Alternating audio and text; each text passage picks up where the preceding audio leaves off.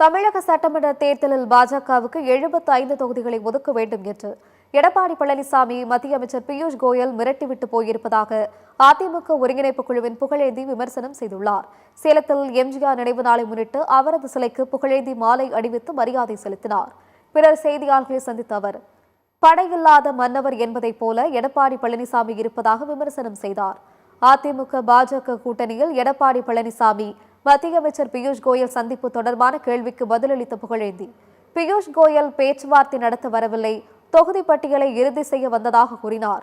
பாஜகவுக்கு 75 தொகுதிகள் வேண்டும் என கூறி பட்டியலை அவர் கொடுத்துவிட்டு போய்விட்டதாகவும் அவர் குறிப்பிட்டுள்ளார். அடுத்து தமிழகத்திற்கு வரும் அமித்ஷா அந்த பட்டியலை கொடுத்து ஒப்புதல் பெற்று சென்று விடுவார் என்றும் புகழேந்தி தெரிவித்துள்ளார். குடியா இந்த சீட்டை அன்னைக்கு எப்படி கூட்டணிக்கு ஒத்துக்கிட்டியோ அது மாதிரி இதை கொடுன்னு கேட்டாங்க. கொஞ்சம் நம்மால் தகராறு பண்ணறான் பழனிசாமி. இல்லை இது இப்படி அது அப்படின்னாராம். அவங்க அப்செட்டாக கோபமாக போனதா செய்திகள் நம்பகபூர்வமாக கிடைத்திருக்கு. இன்றைக்கி ஒரு செய்தித்தாள் கூட எழுதியிருக்கு.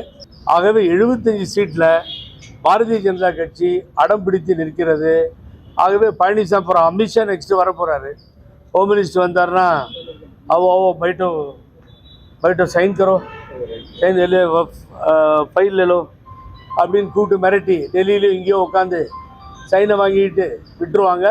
75 சீட்டை கொடுத்து தான் அவனுக்கு பழனிசாமி வேறு வழியே கிடையாது.